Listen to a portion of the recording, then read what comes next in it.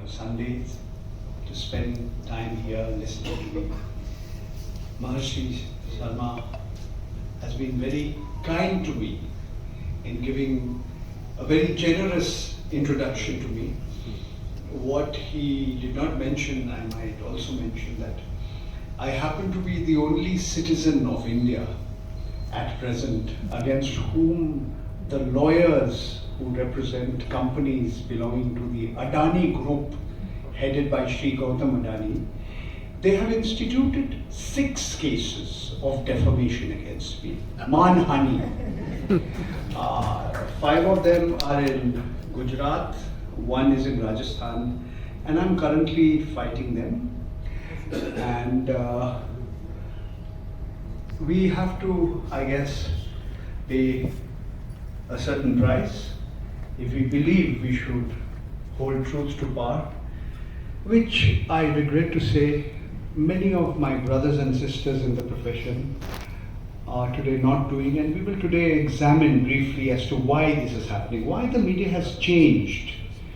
The media was, people would look up to journalists once upon a time. They were held as people who would give a voice to the voiceless, who would hold accountable those who are in positions of power and authority. Journalists were looked on as people who would take up causes for the poor, the underprivileged, the disadvantaged, and they would be not scared of asking questions to those who are in positions of power and authority. Today, the image of that journalist across India has changed, and changed for the worse. Today, many journalists are seen as not just corrupt, but fixers, those who blackmail others, those who are no different from those who work in advertising agencies or public relations companies. They are despised, hated by people, because they have become a part of the establishment that fools people, that exploits people, and with a heavy heart I say this, having spent 46 years in the profession, and just as I've seen how the media has changed, I've seen how individuals who call themselves journalists have changed. When I entered the profession, we were back to, we started with the press, the printing press that had been evolved by Gutenberg in Germany, the letter press where each letter, full stop, comma, was hand set. Today we have moved to a new era, a new age of the social media, where in the palm of your hand is your newspaper, your magazine, your book, your radio, your television, and more. Because the mobile phone is not just a medium of mass communications, it is also a medium of personalized communications. And today I'm going to tell you a little bit about how it has not just impacted politics in India, how it has impacted society in India, for the better and the worse. Yes, I would remember numbers, telephone numbers, because there were 6 digits, 5 digits. Today with great difficulty I remember my wife's mobile number. I don't remember my children's mobile number.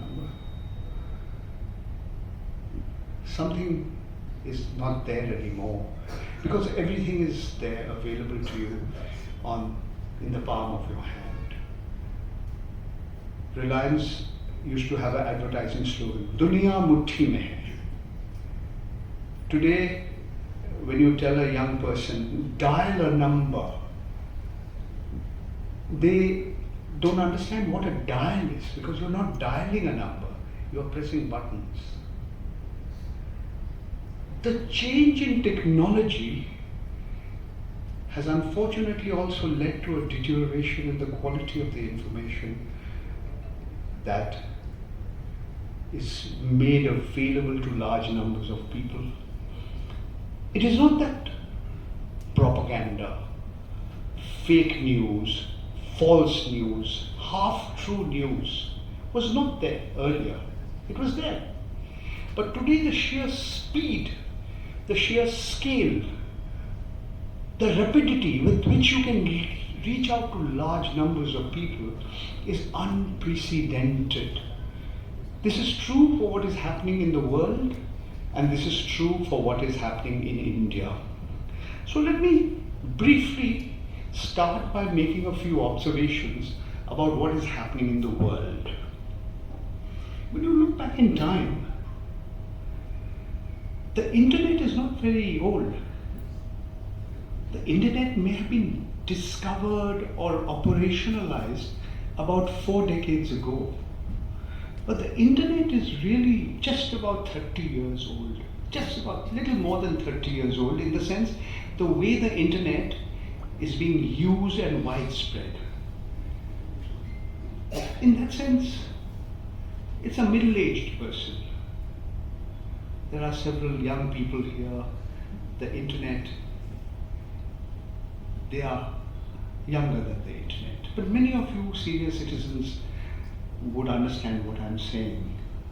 Today, at least 2/3, perhaps 3/4, because no one has the exact precise numbers, of all the people who live on planet Earth,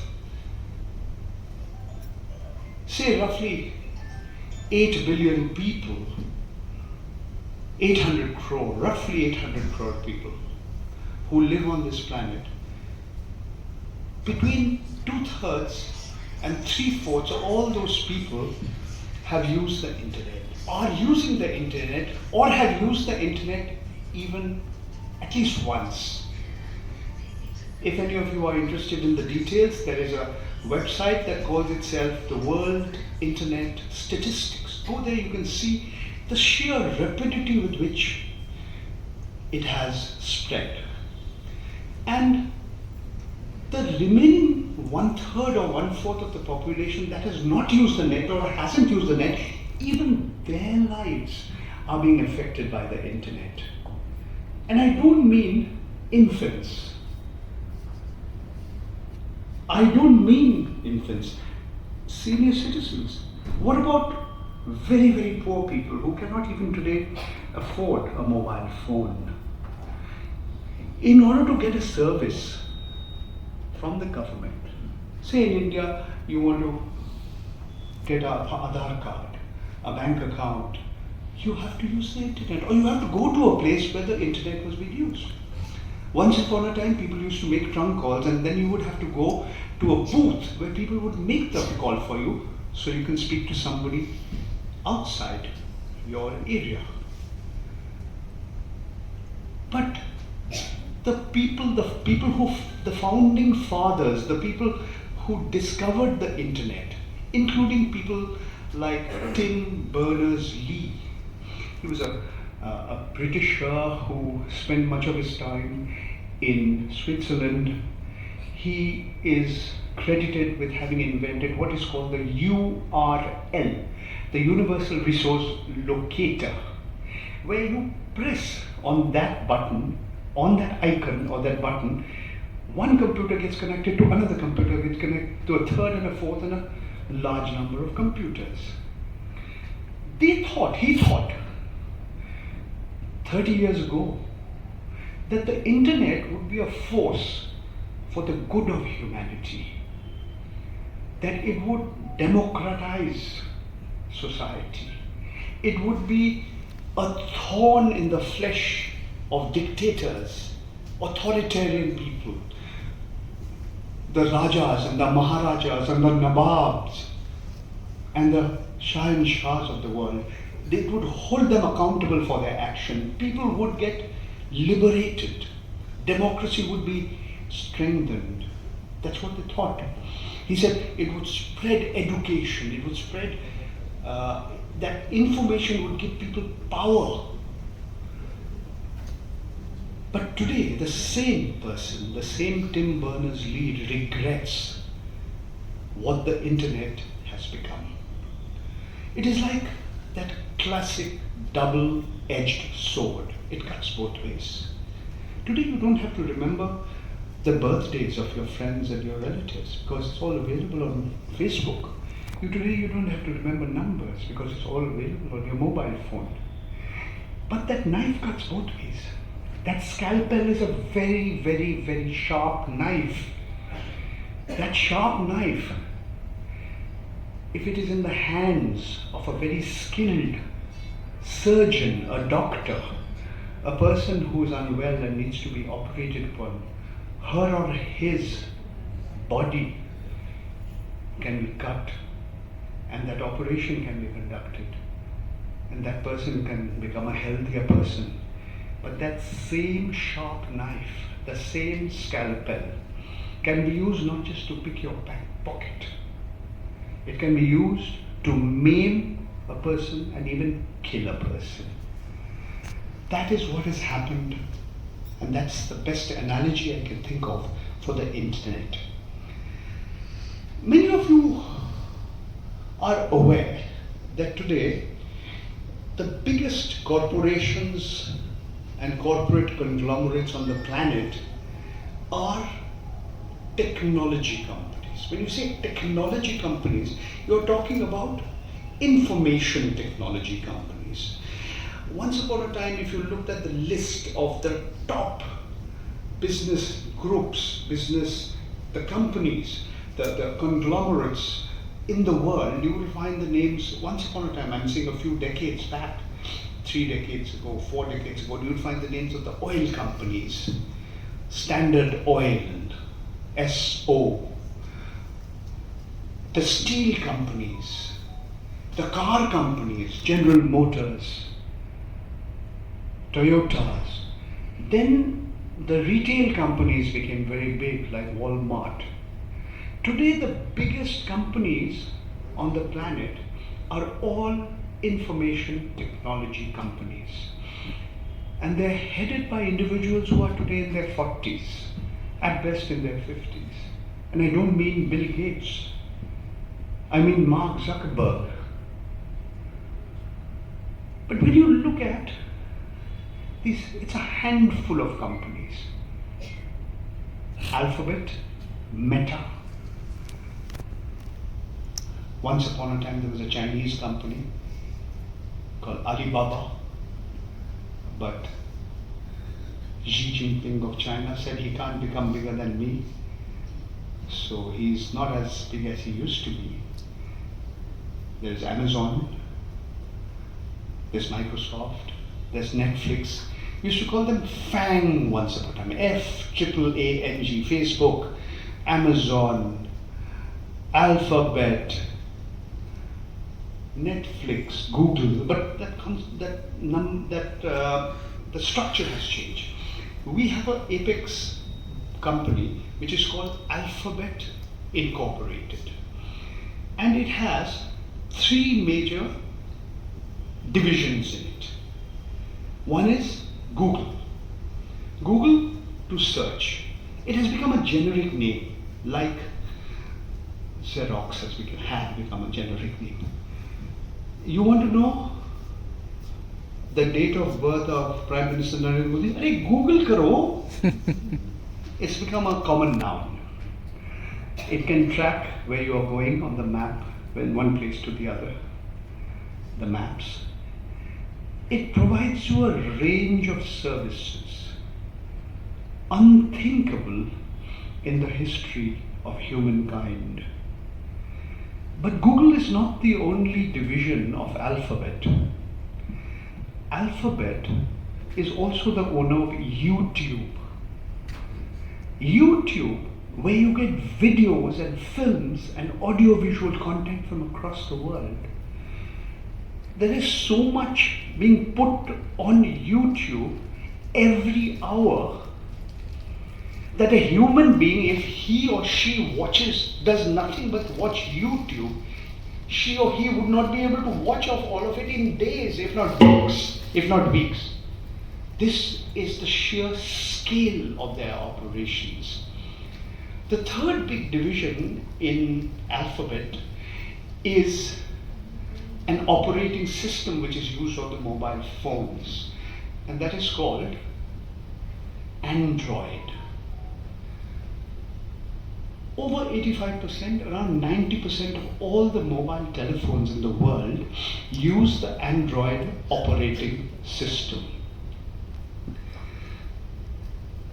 Take another organization, another giant conglomerate, and that is called themselves Meta. Meta on one side has Facebook, which is the world's biggest quote-unquote social media, samajik madhyam platform, Facebook. It is also the owner of WhatsApp, the biggest end-to-end encrypted messaging service. I'm going to come to WhatsApp later, because India has the biggest customer base of WhatsApp. Over 50 crore, over 500 million people in India at present are using WhatsApp, perhaps more, maybe it's 600 million, 60 crore.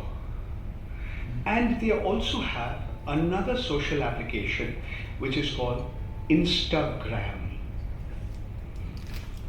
So just two giant organizations, and like these big multinational corporations, their annual turnover, their business is more than the national income, the gross domestic product of many of the 200 countries on the planet, on planet Earth.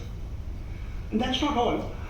The point I'm making is, please understand, here are two corporations headed by two young men in their 40s, and look at the power that they wield. Look at the power they have. What you read, what you hear, what you watch is being controlled to a greater or a lesser degree by two corporations, the owners of Google, YouTube, Android, WhatsApp, Facebook, Instagram. I tell a young lady here, or I tell a young man there, can you do something? Don't look at your mobile phone for 24 hours. He said, why? I said, it's an addiction. I'm also addicted to it. You know, it's like the alcoholic. If the alcoholic doesn't get that glass of whiskey, his hands are shaking in the evening. I said, so they say, what shall we do? I said, just shut it off. Do anything. Read a book, listen to music, go for a walk, climb a hill, go to a forest. Don't look at them. Most young people will say, no, I don't want to do it. This is the level of addiction. Yeah, it might do something for your eyes. Those who are addicted to video games, it might do something for their mental health. But this is the level of addiction to the social media, where a young person will be most reluctant to say, I don't want to use the net just for 24 hours.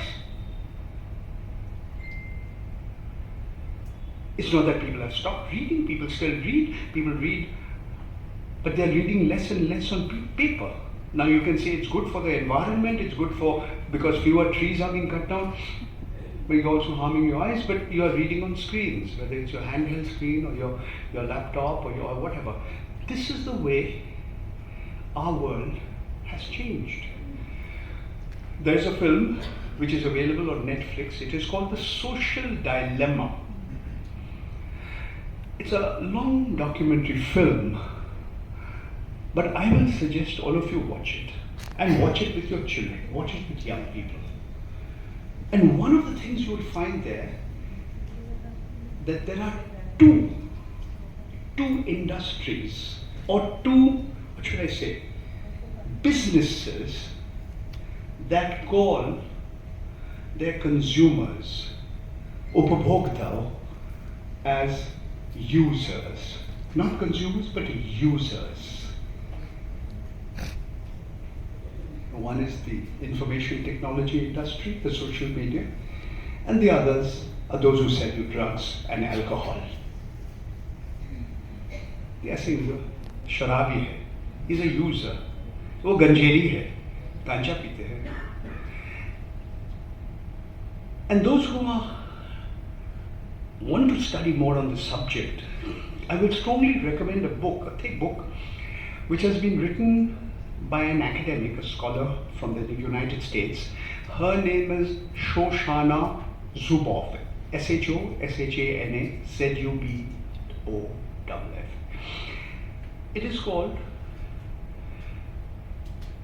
The Age of Surveillance Capitalism.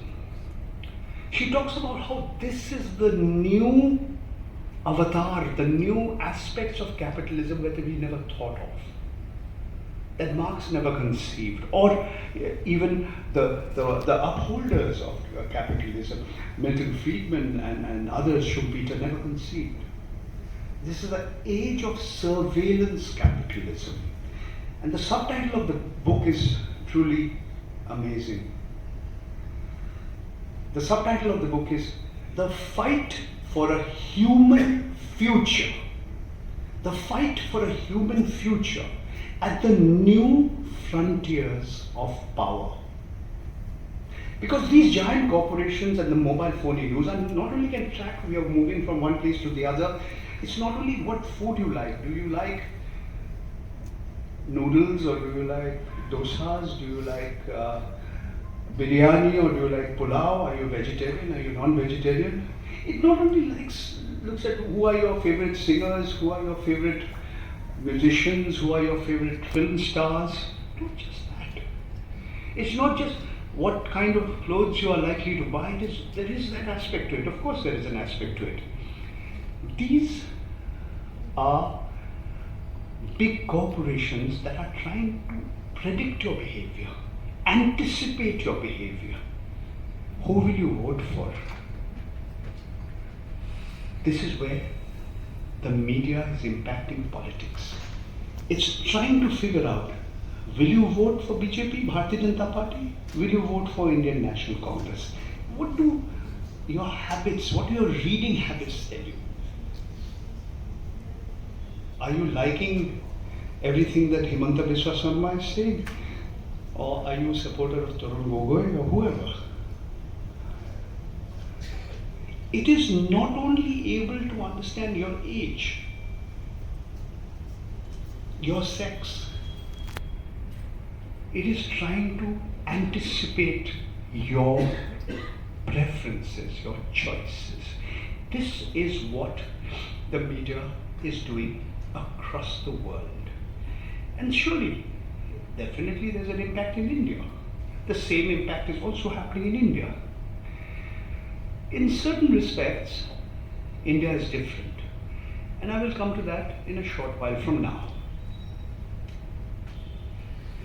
Now, these giant corporations, today, it's not just confined to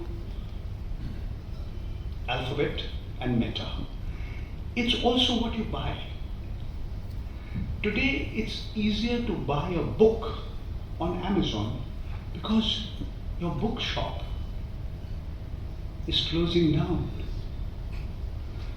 It's easier for you to buy whatever you want to buy, including your vegetables, your fruits, from your online. That is the way even retail business and commerce has changed. So the small shopkeeper, what we call the mom and pop store, is being dependent on these big players. What happens to the person who is pushing a cart? Think about that person. So in a sense, these giant media corporations across the globe, instead of democratizing the world is actually helping the authoritarian people, the majoritarian people, the dictators of the world become more powerful because they are controlling the technology. Instead of making the world a more equal place, a more egalitarian world, we are seeing that they are actually widening the gap between those who have and those who haven't, between the underprivileged and the privileged, between the rich and the poor, which is also what has happened in India. And I will say the social media and the media has played a very, very, very important role in this regard to make our society what it is. Let me, having talked about what is happening across the world, let me talk more about what is happening in this country, in India. But before that, let me tell you one other point. In several countries in the world, there are attempts by government authorities and regulators to control these giant corporations. In America, it is the FCC, the Federal Communications Commission. In the UK, the United Kingdom, it's Office of Communication, Ofcom. There are similar moves in Germany, in France, notably in New Zealand, in Australia.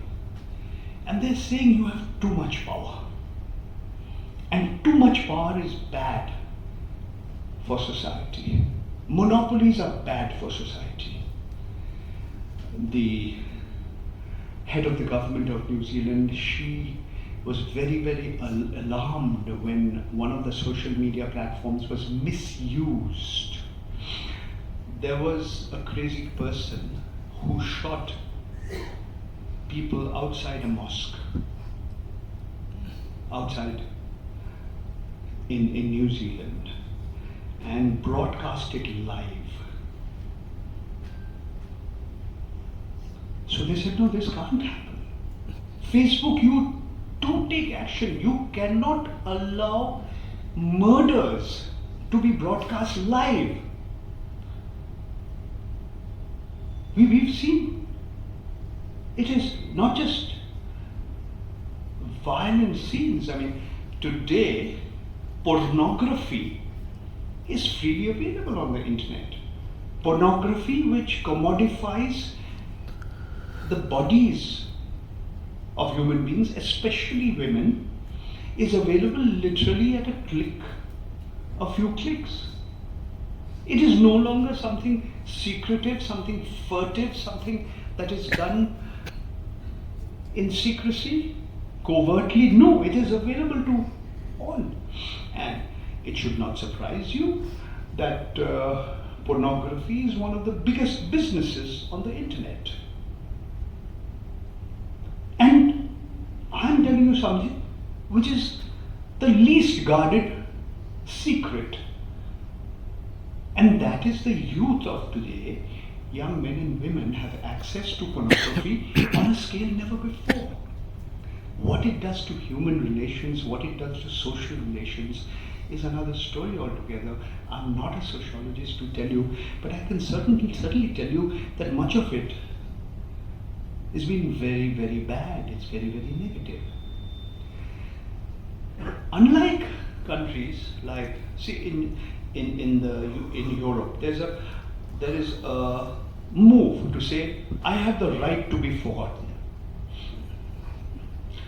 I may have said something silly and stupid 20 years ago. Today I regret it. Why should it still be available on the internet? I said something silly.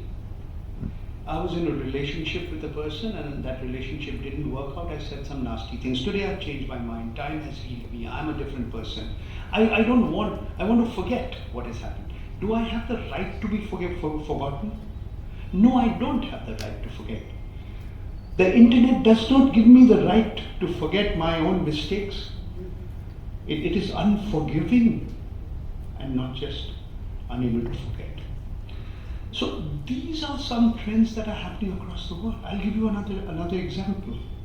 Not very far from here, in Myanmar, the Rohingya, the refugees in Myanmar, they were demonized on Facebook, on the social media. They were made out to be the perpetrators of crimes, whereas they were themselves the victims. And it was the social media. It was after independent inquiries, including inquiries done by the United Nations bodies, that inquired into what was happening and held Facebook to account. I said, look, you claim to have these community standards. What are these community standards? You are responsible for deaths. There are at least two people, Sophie Zhang and Francis Hogan, who used to work in Facebook, in Meta, who left that organization and blew the whistle. And they said that, look, Francis Hogan said, you have blood on your hands. Because you looked the other way when hateful speech, incendiary information was put out in the public domain. You did nothing. Why? Because it doesn't violate your so-called community standards. Who enforces these? Who enforces these so-called standards? Is a question. Answer: machines, artificial intelligence. They don't recognize different languages. Once upon a time, the English language used to dominate all the content that would go on the internet. But today you have content on the internet in so many different languages. But those machines half the time can't read. I'll give you a trivial example.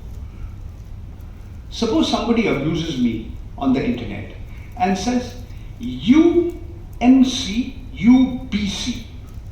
Every Indian will know what is MC, what is BC.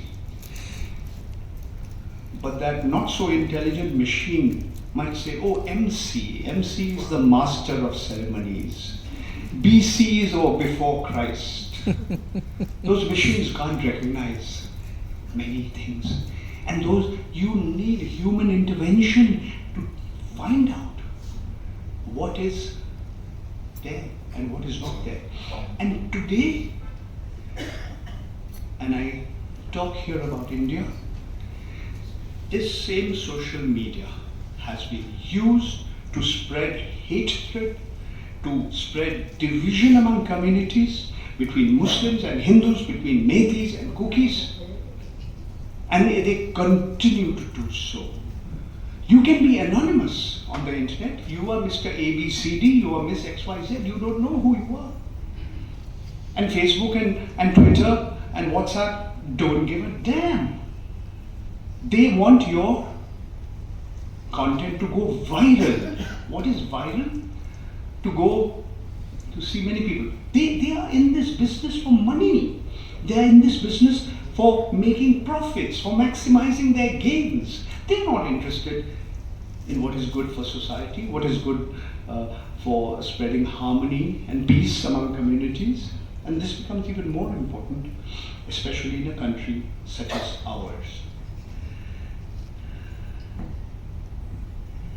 Before I talk a little bit about how the social media has impacted political discourse in India and the world, let me look at what is unique about India and India's media.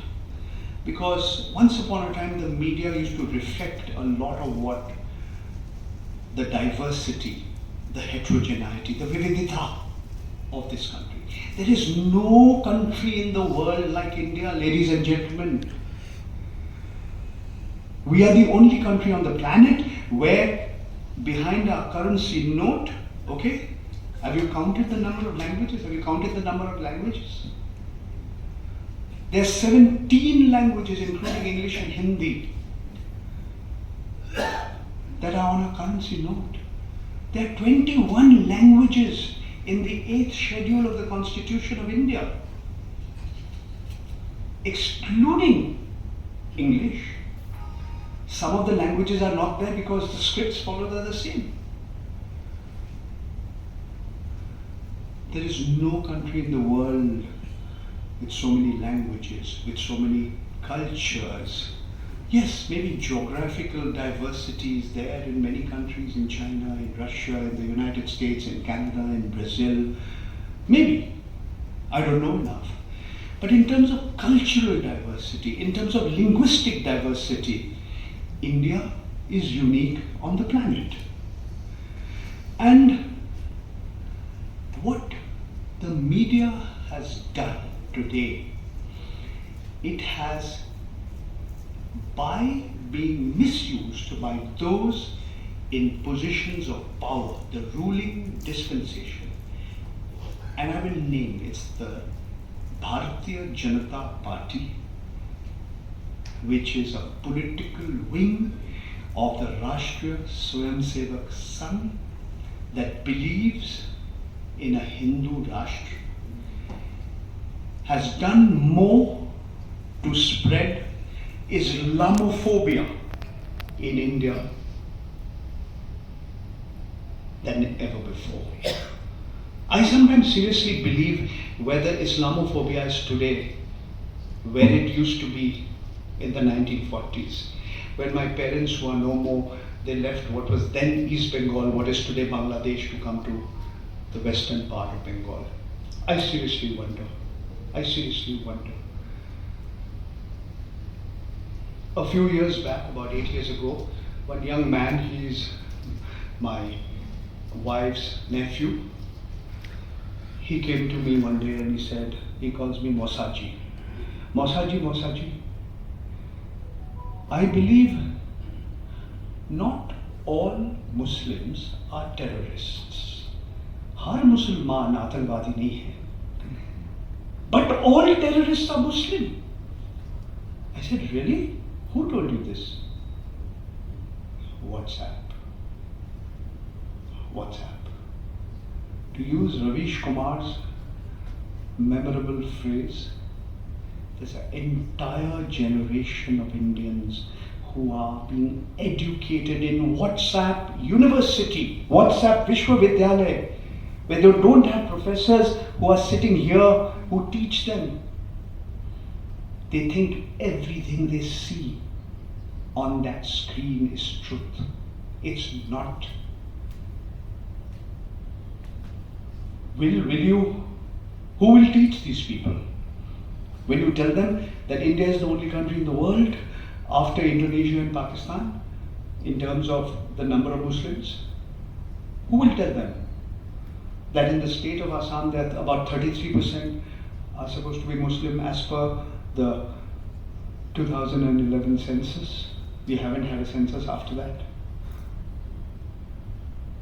I come from Bengal where it's about 27%. Once upon a time it used to be Jammu and Kashmir, but Jammu and Kashmir is no longer a state.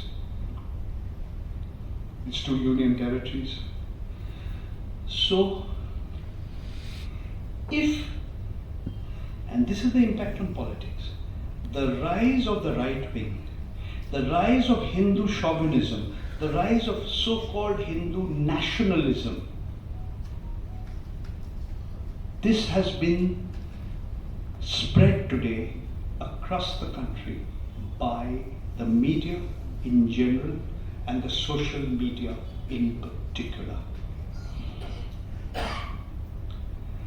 I say without any fear of any contradiction that in the last few years, in the last decade and longer, every single case of mob lynching, where mobs have come together to kill people who belong to a particular community, every such incident has been preceded by WhatsApp messages and followed by WhatsApp messages. In Jharkhand, the family of a person who was accused of smuggling cows was getting a live commentary of how her husband was being lynched to death on WhatsApp. In Rajasthan's Rajsamand district, a laborer was burned to death by a fanatic who is at present in jail, while his relative shot a video of this man being killed. This is worse than pornography. And when the police persons went and asked WhatsApp, tell us who was the first originator of the content, who was the person who shot this video, WhatsApp says, no, we can't tell you because we don't know. Our design architecture, our information technology design architecture does not give us we don't know who has put it out. We ourselves don't know. This is something that unites the right and the left in India and across the world. All of them believe, and this is in a sense cutting across ideologies, they believe that WhatsApp should do something about it. You can't claim that my technology allows, it's so private and it allows end-to-end encryption that we don't know who has sent what. Why do I say this? Because today technology has moved to spaces which were unbelievable in the world. And this is where politics comes in again. Have you heard of Pegasus? It is not this horse with wings in Greek mythology. No, sir. It is the most dangerous software, spyware known ever in this world. मैं खुद भुक्तभोगी हूँ. My phone was infected with Pegasus. I've moved the Supreme Court. It's another story. Today is perhaps not the right occasion to tell you about what happened, but the fact is, it's been developed by a private firm in Israel called the NSO Group. It can infect your mobile phone without you knowing about it, without you being even aware of it. Earlier there used to be what was called clickbait. You would get a message on SMS, short messaging service, or you would get something on WhatsApp and you click on it, and without knowing it, some malware has entered your phone that has enabled somebody else to track, read your messages, see all the pictures you put, listen to all the conversations you're having. Today this can be done without you even knowing it.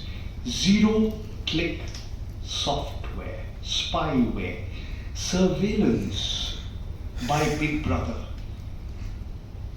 Orwell wrote about Big Brother is watching you in 1984. 1984 is gone.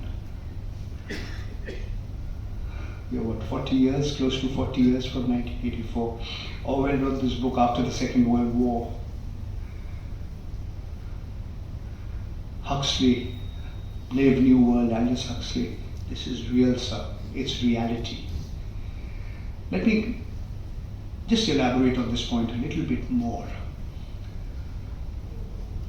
Pegasus, those who sell the software in Israel, they said, no, this is for law enforcement. We can track the terrorists. We can track those with bombs. We can track the pedophiles, the child rapists. We can track the drug dealers. We can track the drones that cross from one jurisdiction to another jurisdiction. This is the greatness we are doing. This is our service to mankind. They said we have such software. Suppose a building has collapsed and in that rubble people are trapped and some of them have phones. We can track their phone. We can help. But every sale is supposed to be supervised by the government and sold only to a government law enforcement agency. But in actual practice, it has been misused across the world. From Mexico to Azerbaijan, to Morocco, to France, to Pakistan, to Saudi Arabia, to Turkey, to India. and it continues to be misused. Thank you, sir.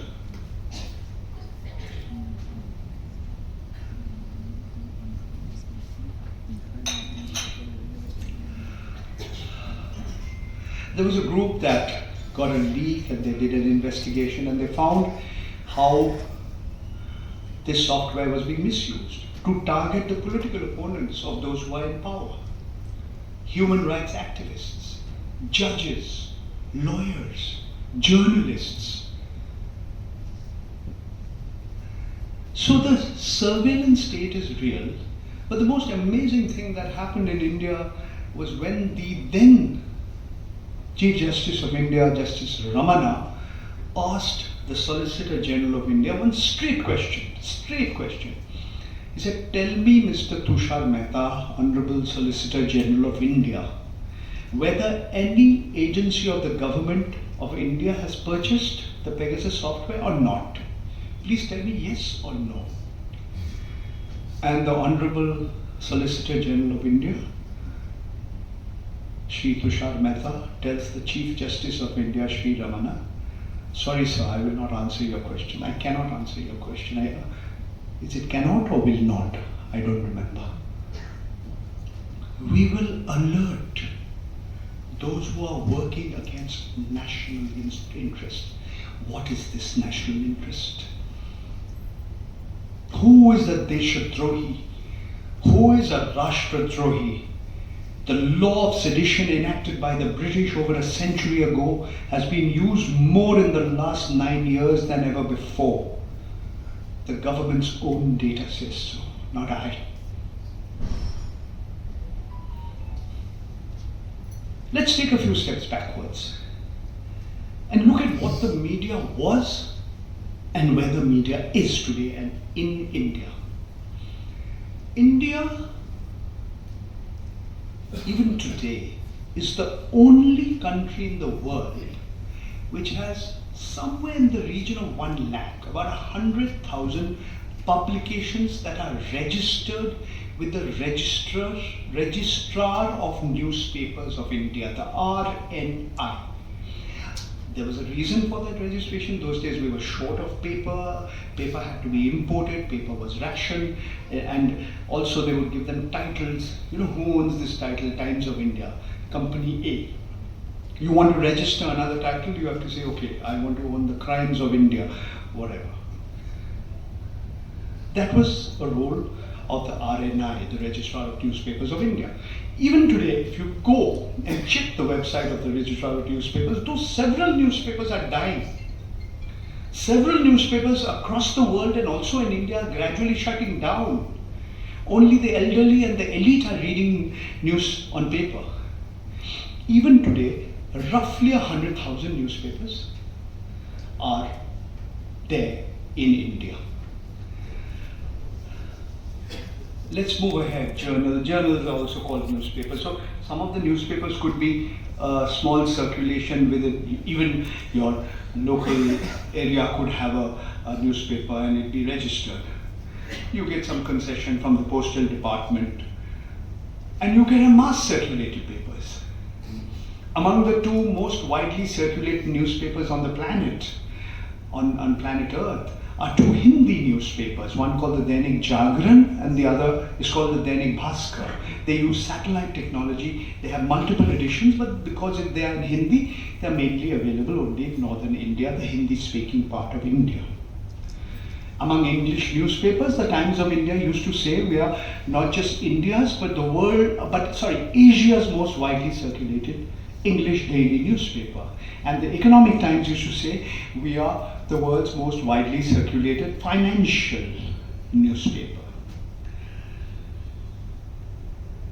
But as I said earlier, and I repeat myself, we are reaching a stage where more and more people are reading less and less on paper and more on screens.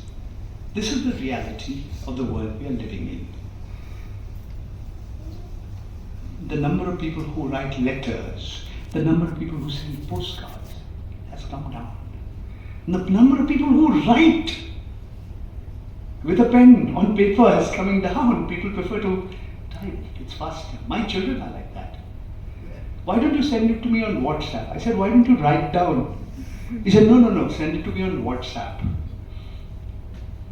It's typical of the entire generation of people. And India is a young country. Let's accept that. And the younger, it's not that elderly citizens are not using the social media.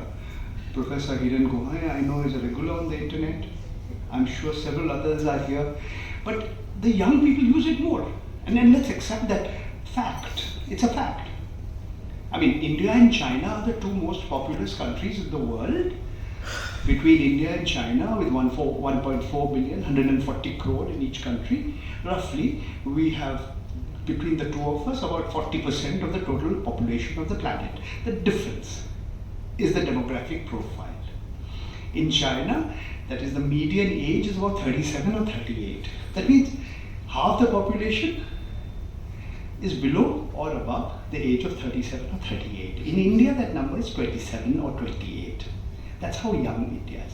Why am I saying this? Because the social media is used a lot by young people. And today, the largest population of young people on this planet is here in India. Now, let's move from newspapers to the other medium of mass consumption, which was used to be called the radio. All India Radio is even today a unique organization in the world. It is the only radio broadcaster in the world that broadcasts in so many languages, in so many dialects. Go to the All India Radio station in Kohima, they'll tell you how many languages and how many dialects they're using. It's unique, of course it's unique. But you must also remember that despite the existence of over 1,000 community radio stations and privately owned FM radio stations, FM frequency modulation radio station, India is perhaps one of the few countries in the world, and certainly one of the few large countries in the world, and one which claims itself the world's largest democracy, where news and current affairs on radio is still a monopoly of the government. That means you cannot have a news bulletin on the radio unless you are taking it from All India Radio, Akashvani. You cannot have your own radio station to cater, if you are a community radio station and you have an area of, say, a radius of 50 kilometers all around you, you can't have it. You're banned by law. So that also makes India unique. Unique for the wrong reasons, of course. Television. Let's talk a little bit about television in India. India is also among the few countries in the world where the spread of television preceded the spread of telephony. Television expanded before telephony did. Television, until 1991, ladies and gentlemen, there was one television broadcaster in India. And that was Prasar Bharati Doordarshan. One. Of course, it had several languages.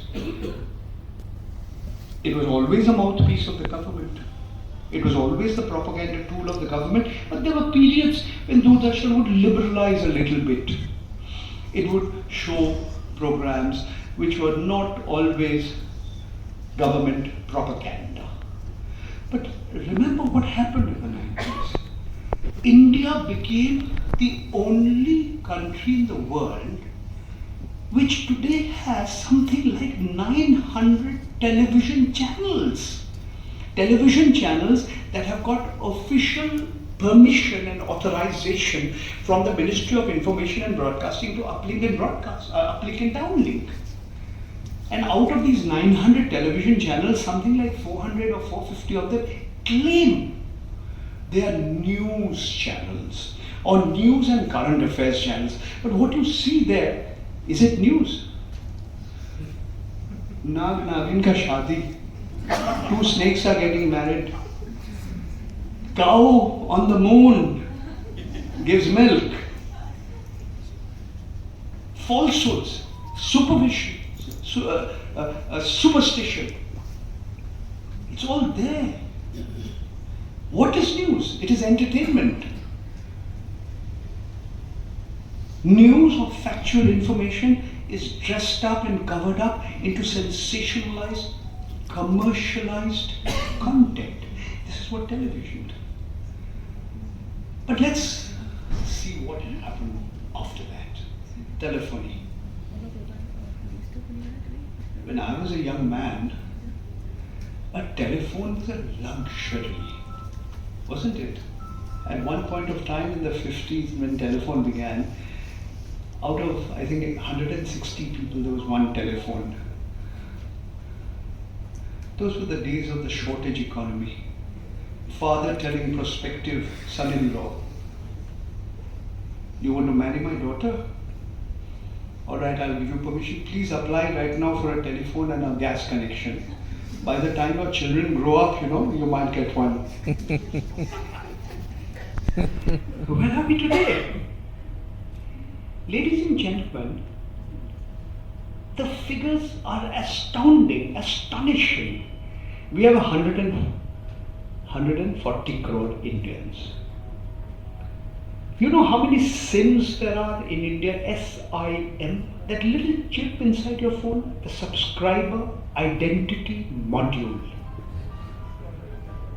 Go to the website of the Telecom Regulatory Authority of India, TRAI, and you will notice that at different points of time, there were 115 to 120 crore SIMs in India. What does that mean? That in most parts of India, there were more SIMs than human beings. Of course, many people have two SIMs, some people have two mobile phones, many SIMs are inactive because people are not using them. Of course, I accept all that. I accept all that.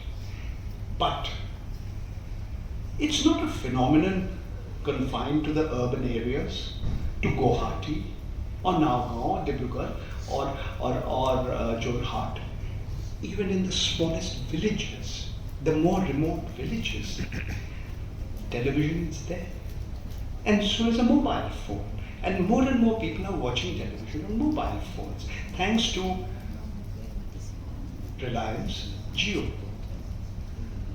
वो जियो, बाकी लोग को चिने मत दो, जियो अच्छा जियो.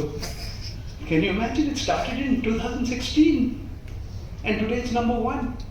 We are in the stage where you have a virtual duopoly where it's Airtel or Airtel or Jio, and Vodafone is having a difficult time competing with them.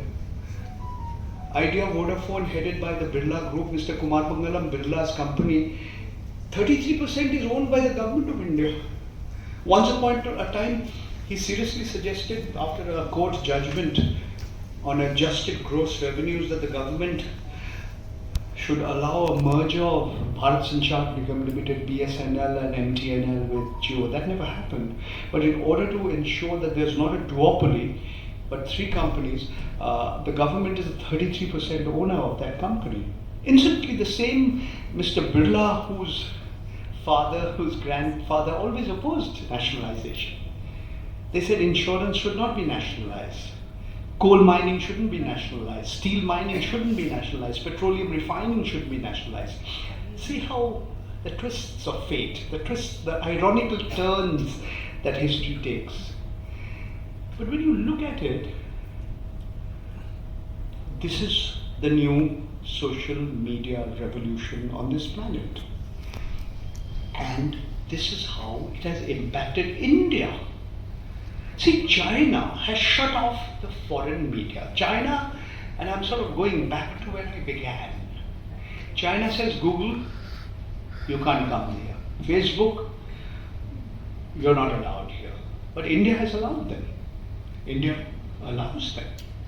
Therefore, India is the biggest market, user base, consumer base of WhatsApp. As I was telling you, at least 50 crore Indians, perhaps 60 crore Indians are using WhatsApp. For WhatsApp, this is the biggest user base. Facebook, Instagram, Google, all of them. Now, when you look back in time, I've written a book on the subject. It was published about 4.5 years ago. If any of you are interested, it's available in 4 languages. It's called The Real Face of Facebook in India. And the subtitle is about how social media have become weaponized, have become weapons, and how they have been weaponized and become propaganda tools of those in power. The Bharatiya Janata Party was way ahead of everybody else in using and misusing the media to spread political propaganda. Today they've become a little smarter. Other parties have become smarter, including the Indian National Congress. They are also trying to play the same game. And today, more than the mainstream media, we find that more and more journalists are using the social media and YouTube, but they have severe limitations. Karma Paljor is here, I believe, somewhere. He's the founder and runs East Mojo, which is a very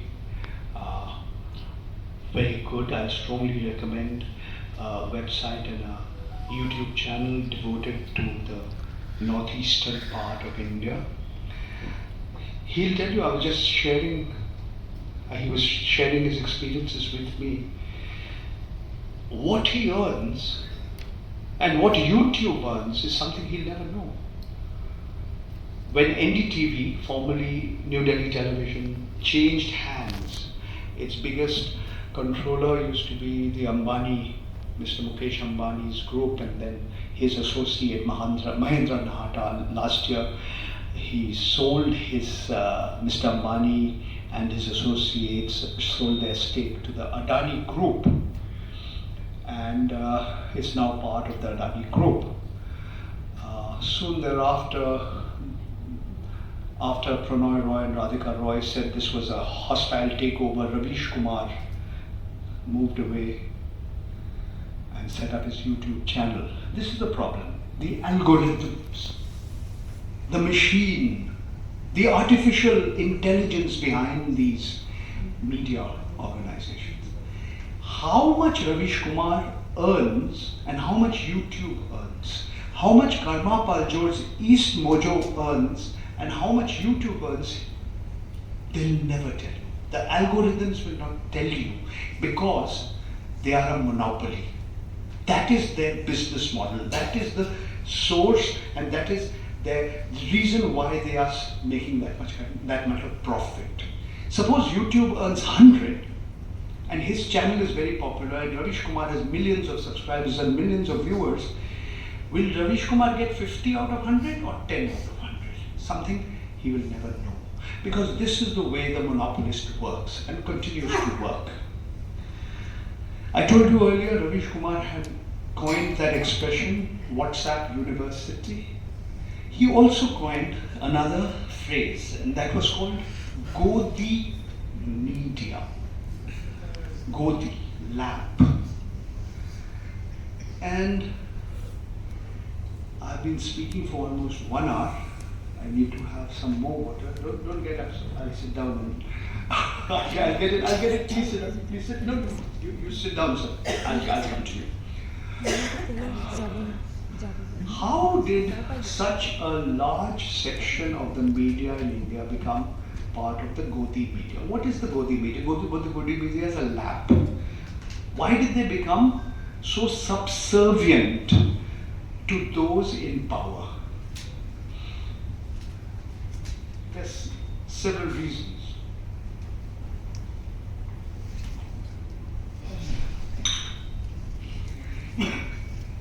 What is the entire business model on which media organizations run? Even today, newspaper owners like to bring out newspapers. Why? Because 90%, or often more than 90% of their total income comes from advertisers and sponsors. This is also used to be true, or is even today true, of many television channels. Not so much of internet websites, because the money they get is far less compared to the proportion that a newspaper gets, or even a radio channel gets, or even a television channel gets. Several factors behind it. So this is advertising driven. So the corporates and the large corporate bodies that advertise, the Hindustan Levers of the world, and those who make Colgate, and the insurance companies and the Geos of the world, they're major advertisers. Several things happened, and this was a process that began some time ago. It began, I would say, about 2 decades ago. And then there were certain tipping points, certain points of inflection. One was the 2008 worldwide recession, जो एक विश्वव्यापी एक आर्थिक संकट के समय से हम गुजर गया, where people wondered, is this capitalism, is this a crisis of capitalism, or is it a crisis within capitalism, is it a crisis of capitalism? If you will remember, Wall Street collapsed. Lehman Brothers, that had built the railroads and the railway tracks in the US, it collapsed. General Motors, that epitomized free enterprise capitalism in the United States, it collapsed. At one stage, more than half of the shares of General Motors was held by the government of the US, the taxpayers of the US. So the question was, is it a private company, is it a public company? But that's an issue, a different issue. So during that time, there was a big impact on the media, because the advertising flows from the private sector started shrinking, because it was considered less important as part of the marketing services that are required to sell products and services. This had a definite impact on the economics of the media across the world, and also in India. Something that was noteworthy in India was that the media in India became more and more dependent on advertising by the government. Who is the biggest advertiser? Bharat Sarkar, Government of India. Here it is the Government of Assam. So when media organizations, newspapers, magazines, television channels, and even websites become completely or become largely dependent on government advertisers for their income, they are not critical of the government. There's an old saying in English, he who pays the piper calls the tune.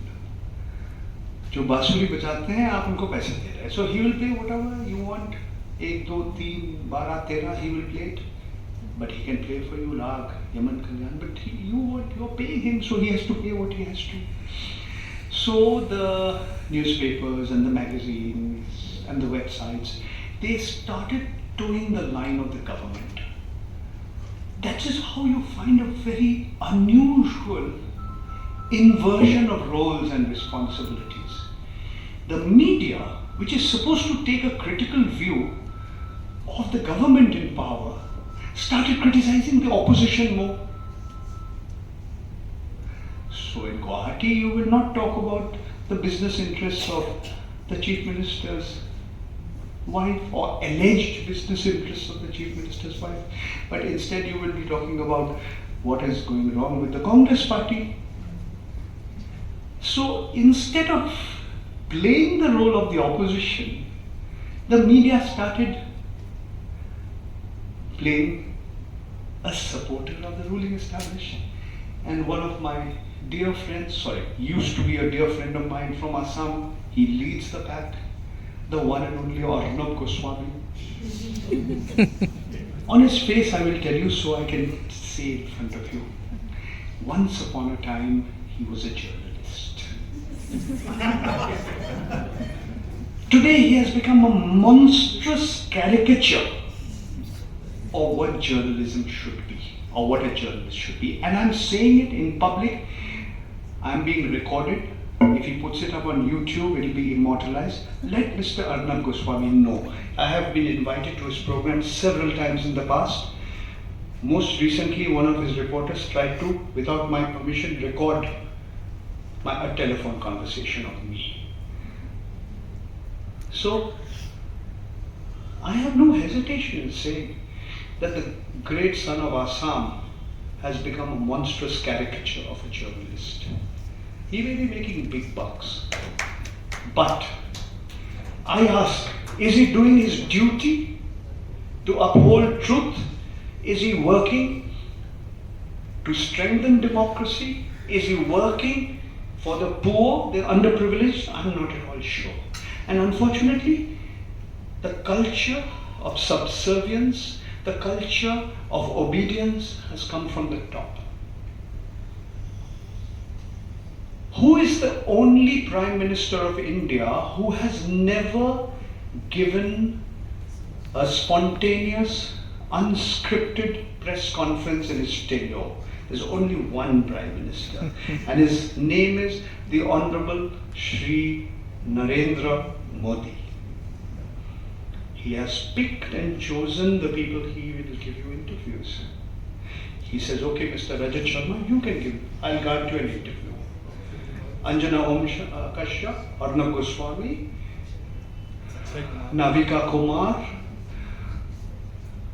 yes, Sudhir Chaudhary. It doesn't matter, you had to go to Tihar jail for a little while, that's okay. Akshay Kumar, is he a journalist? Akshay Kumar is an actor. Until recently he was a citizen of Canada. Now I understand he is a citizen of India. He's one of India's highest income taxpayers because he's a very, very popular film star. And when he got the opportunity to interview our माननीय प्रधानमंत्री, he said, माननीय प्रधानमंत्री, मेरा driver ने एक सवाल उठाया, आप आम कैसे खाते हैं? आप काट के खाते हैं या चूस के खाते हैं? Very important question after all. He is the Prime Minister of the world's largest democracy. So, ladies and gentlemen, I have spent more than 1 hour talking to you. You know, we were told the media, journalists are supposed to be the watchdogs of society. The thief who has entered your house at 3 o'clock in the morning does not know that the dog who is barking is a very old dog. He has never bitten anybody in his life. He can only bark. कुत्ता को सिर्फ भौंकना आता है, काटना नहीं आता है. But the thief has got a little scared, so he runs away. So the watchdog has done his dog better than the burglar alarm. But today, the watchdogs have become lapdogs, Godi media, the lap. Dogs are also, intelligent. A visually challenged person can be helped by a dog cross throat. Dogs can sniff out drugs and toxic substances and narcotics from a pile of luggage. There's a story about the Saint Bernard dogs in Switzerland. When people are caught in a snow blizzard, they went and rescued them.